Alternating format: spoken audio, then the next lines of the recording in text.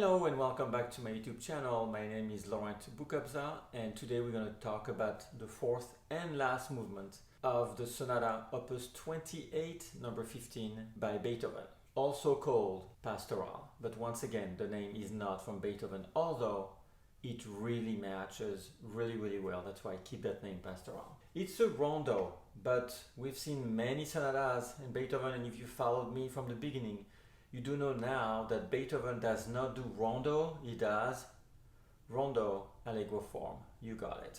Rondo allegro form, what is this? Well, a rondo is A, B, A, C, A, D, A. So A is the element that comes back. What is the sonata allegro form? Check up there. And I made a video especially for you that explains in detail what is the sonata allegro form. This last movement is an allegro manantropo. It's a 6/8 and it always seems to go left and right, like if you're rocking on a boat. So you're gonna feel that. We have an element right from the beginning. So we hear that the movement is in D major, so is the sonata.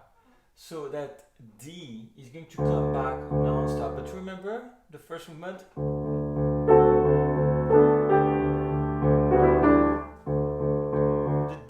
Also very present. That's kind of a, architecturally speaking, linking the first to the last, but in a different way. And here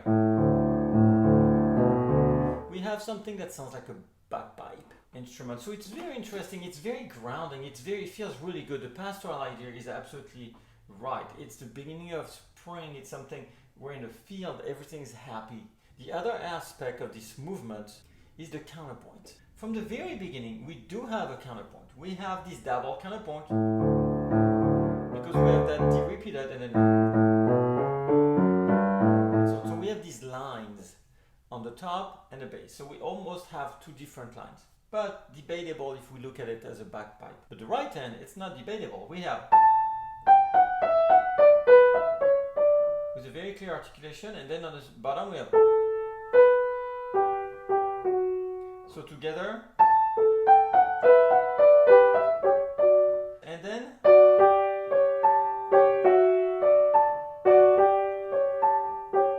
so yeah. And the right hand.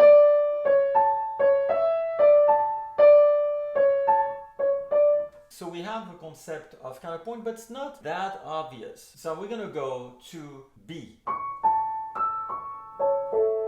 So we have that concept again of rocking, we're on a boat, and then very different articulation. As I showed you, the beginning was super legato, but the second time, very staccato. We're gonna have a little virtuosic moment. That's gonna lead to it's an interrogation. What's gonna happen now? Actually nothing, we're gonna go back to A.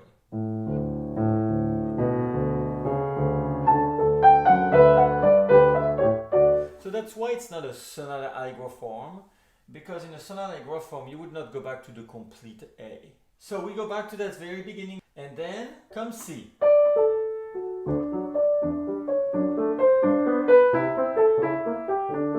So it sounds very different right away, but listen to that middle section. Now we're playing Bach. So we're going to have three voices now.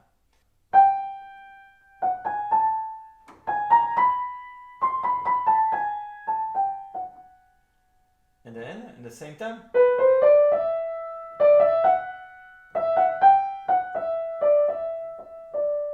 And then, the third voice.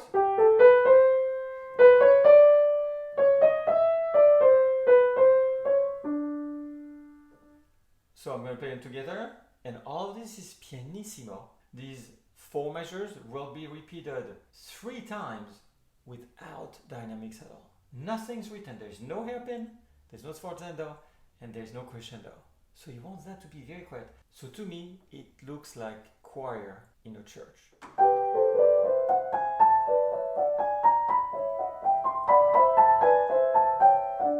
He's going to repeat these 4 measures, but this time he's going to cross the different lines.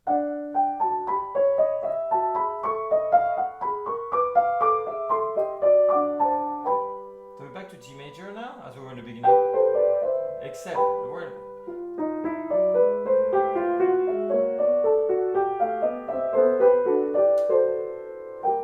To go to G minor, huge surprise. Each line has the theme, if you want to put it this way, the theme being this.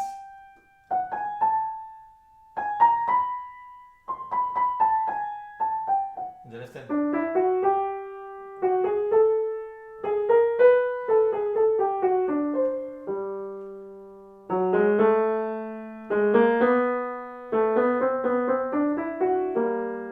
And then all these voices exchange with each other. And the middle voice.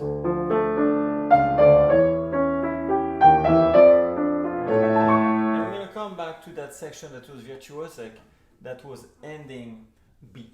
So we're gonna end up kind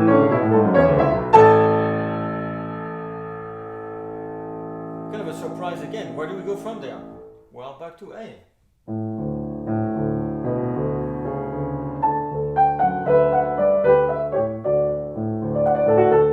These are the little variations of A, but we're gonna have the same bridge, and instead of doing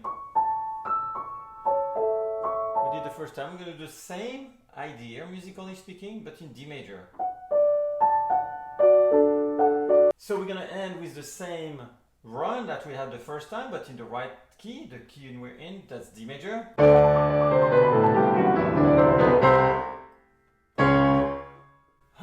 Where do we go now? Because if we do,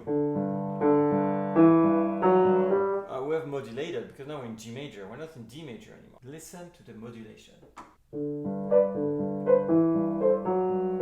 Ready?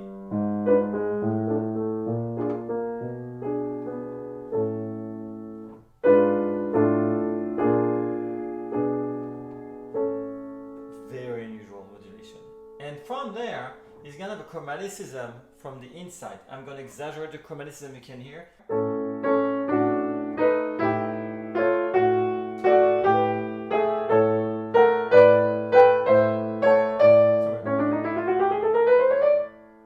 Something that we haven't heard yet in this piece. Instead of being at 3, we're going to start hearing by 2.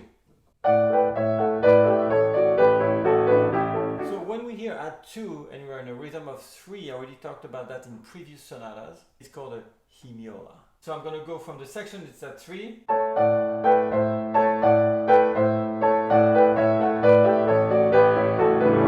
Then we go back at 3.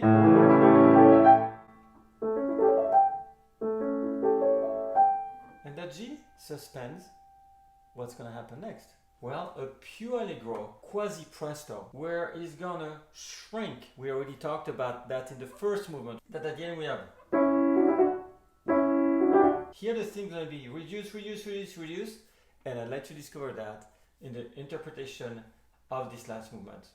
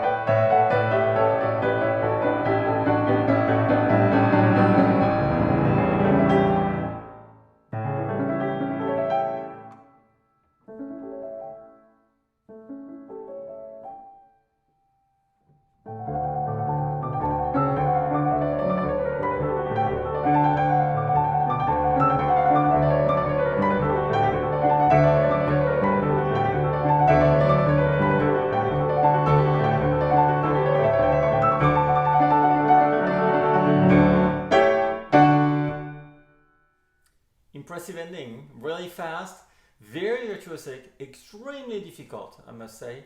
So now we're done with the 15th sonata, the Pastorale, and as you can see in my book, we're done with the first volume of the Beethoven sonatas. It's over, so next time I'll have the pleasure to introduce to you the 16th sonata, and after we're done with 16th sonata, the famous Tempest that you all know. If you want to know more about me, you can follow me on all the social media, Facebook, Instagram, TikTok, Twitter, LinkedIn, and of course on my website, that's underneath, www.laurentboukobza.net. All of these links are on the description below. Of course, please do not forget to subscribe. I see a lot of people watching my videos and less than half actually subscribe. So please subscribe and share to everybody, that everybody can hear about my work and can subscribe to my channel. This is the best way you can thank me for my work. I will see you next week for the first movement of the 16th sonata by Beethoven. Thank you very much. Bye bye now.